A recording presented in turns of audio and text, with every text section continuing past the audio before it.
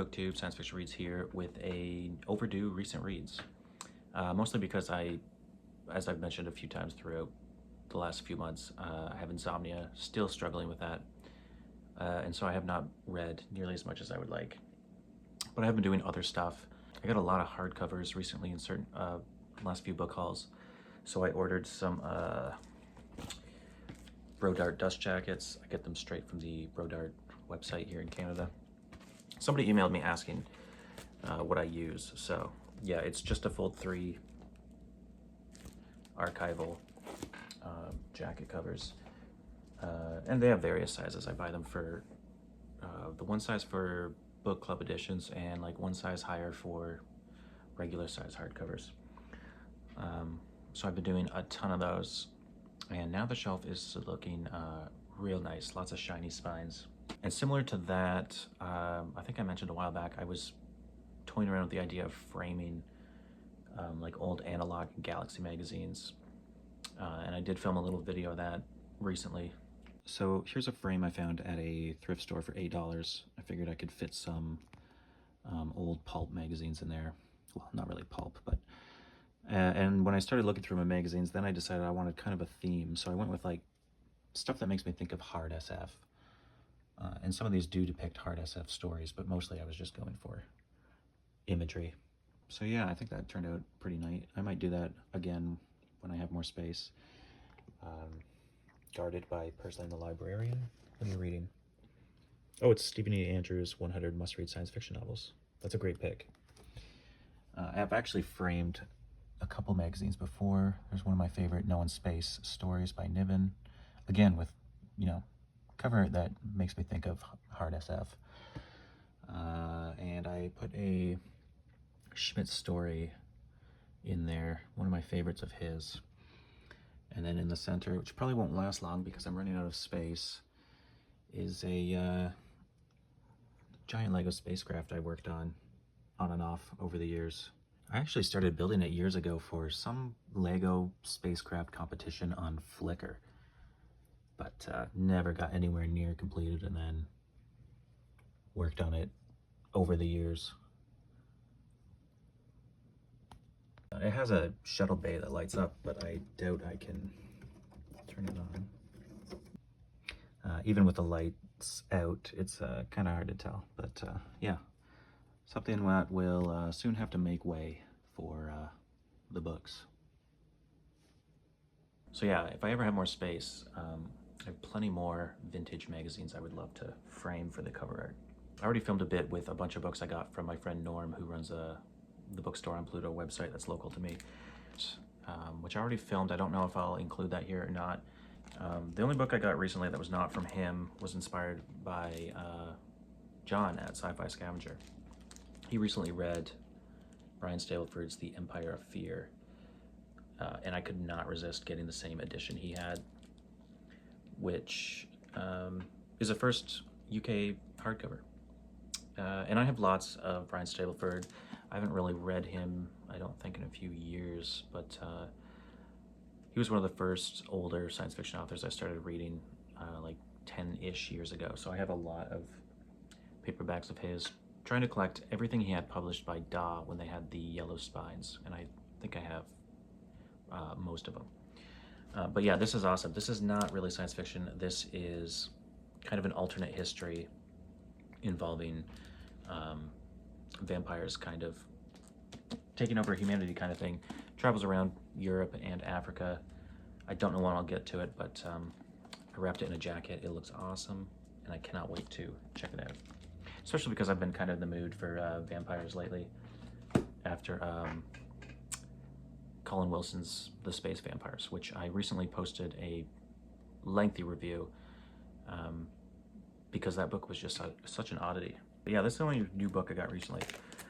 I haven't done one of these in so long that I think I left off with The Best of Fritz Leiber, which was good, and we had a great discussion on, I think, Richard's channel.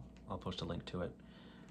And since then, we've had another best of collection that we've read, which I'll get to. Then I said I was going to check out Poul Anderson's World Without Stars. Got this beat up old copy. It's been like a month since I read it. I remember very little. I thought the premise would be cool with some humans kind of get stranded on a planet that circles a star just outside the galaxy. So they really do not have many stars in the sky in this place. And they, there's an alien culture there that they interact with. I thought it was going to be really exploring what it would be like to be a sentient race that lives on a planet with no stars in the sky. What kind of mythos and stuff would there be? But it really was not about that at all. It was more like how these people survive, rebuilding their ship, and getting off the planet eventually. Yeah, it was not a memorable story by any means. It was from 1966. I love the cover art by Kelly Frias, but yeah, it was really nothing special. Not one of his best. Then The Space Vampires by Colin Wilson, which I won't talk much about because I put out that video. I just really loved it. It was just so bizarre and different. It says science fantasy on it.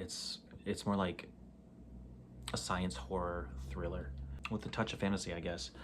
It had very well, it was from the 70s. I was gonna say 70s thriller movie vibes, which it certainly, that's what it felt like to me. And yeah, this was published in 76. About a derelict spacecraft that's found in the asteroid belt, which for some reason has unconscious humans on it.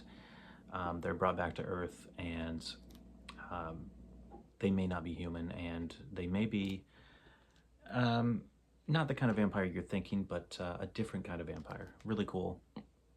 And so I put out a lengthy video on it. Another thing I don't remember anything about because this is just a short story, but this is a Lee Brackett, Citadel of Lost Ships. It's just a print-on-demand little hardcover from Amazon. I read it in one sitting before bed while falling asleep. And it also was not her best.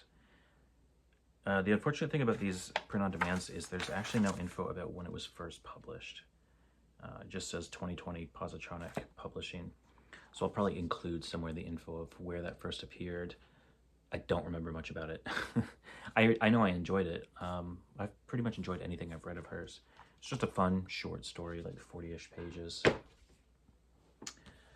Then I finally finished Clark Ashton Smith's The Last Incantation. This was a short story collection that I was picking these stories off from time to time. But the two that were memorable near the end, well, there was he's got a few stories set in a version of California called Genius. This story was called Genius Loci, which, let me see if I can just find out when that first appeared. Genius Loci first appeared 1933 in Weird Tales. Yeah, June 1933. It's just the idea of a haunted location, not necessarily a presence, just a random location in nature that is just haunted for some reason. And it gets the best of the narrator's friend, and may end up getting the best of the narrator in the end too. The friend is drawn to this area. The narrator wants to, get his friend out of this, get him to stop obsessing about this area that he's drawn to. The friend is an artist who just wants to paint this random kind of swampish area just through the woods. And it just gets creepier and creepier. And even our narrator might not escape from this strange presence. And I can't remember, there's two other stories, but I can't remember which is which. But somewhere in the second half of this collection, there's one story of a bishop who sends his nephew to a neighboring city to check out this, priest who he suspects is a sorcerer. The nephew learns far more than he expected and is transported to another location in time and space when the sorcerer finds out. And it kind of had a neat, happy ending, but it was not one of his best.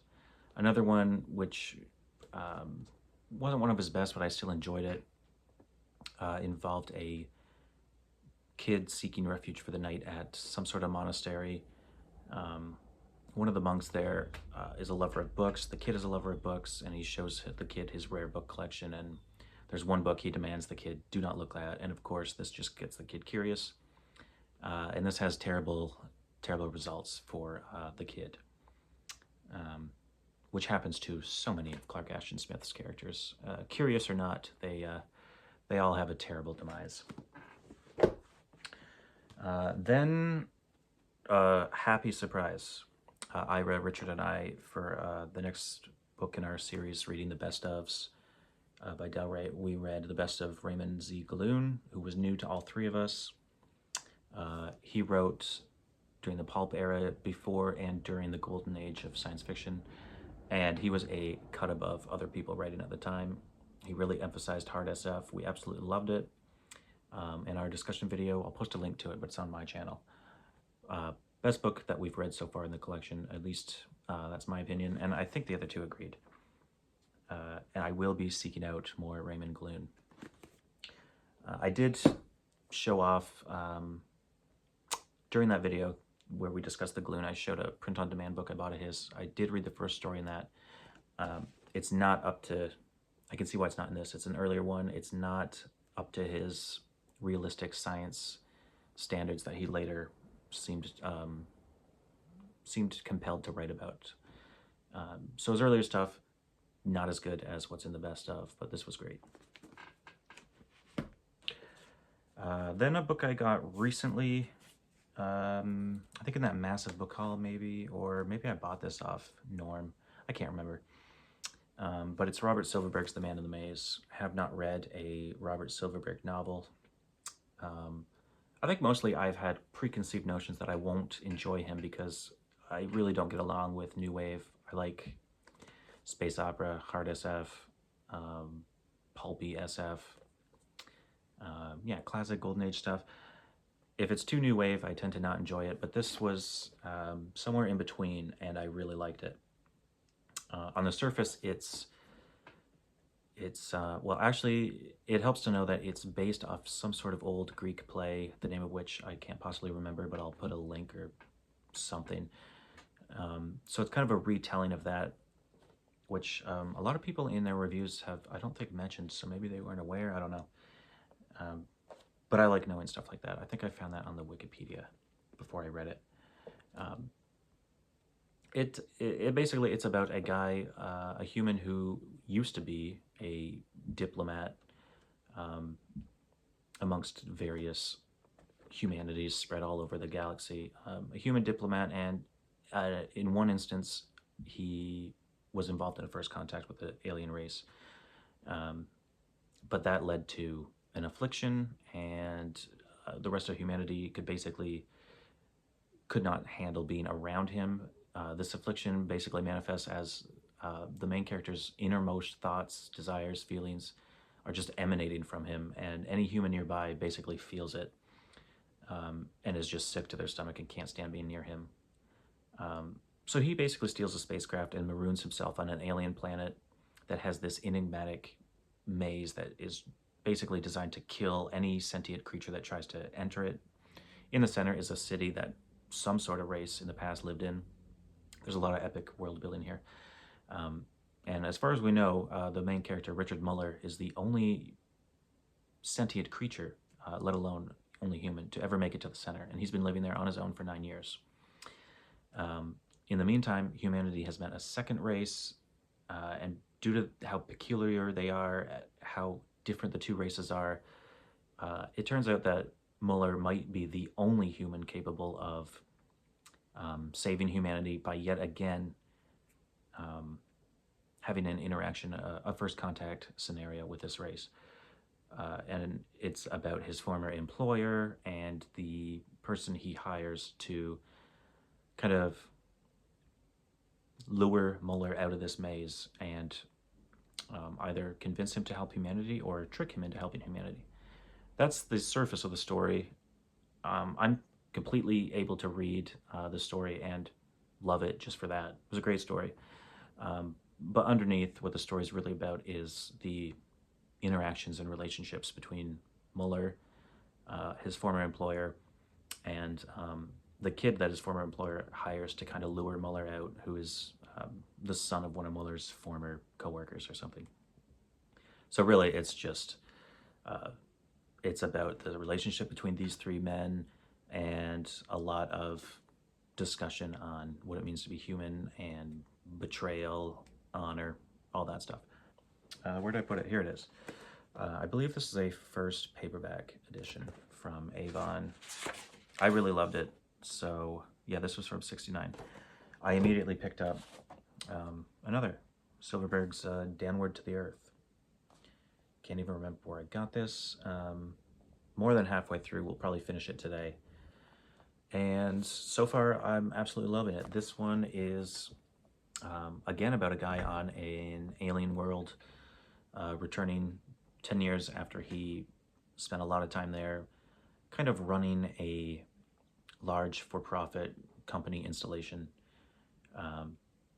But the elephantine race, which you can kind of see here, that is intelligent and a native of the planet, is deemed to be, you know, legitimately intelligent, actual beings, individual beings, and the company is forced to give the planet back to the natives. And this guy's returning after 10 years to kind of confront his past, mistakes he made, and to solve a mystery. And there's a lot of mysteries, and again, some deep stuff. Somehow Silverberg has very like sparse writing or something, yet it's so full of meaning and messages and nuances. His dialogue is really good between different people. I think this is from '69 or '70. Also from '69. So these are two of his better known books, and you know, published around the same time. There's a really good foreword in here about how it's one of the only books Silverberg didn't like. He didn't think it was going to sell well, and then of course it was nominated, I think, for the Nebula and the Hugo. And he read it a year or two after he wrote it, and learned things in the plot and in the behind the scenes of it that he wasn't even consciously aware he put in there. And it later became one of his favorites. So I thought that was pretty cool. And that's where I'm at right now. Our next our next best of collection that I'm going to be reading with Richard and Ira, it's going to be on Ira's channel, and he chose the best of L. Sprague de Camp, who is not someone I have read any novels by.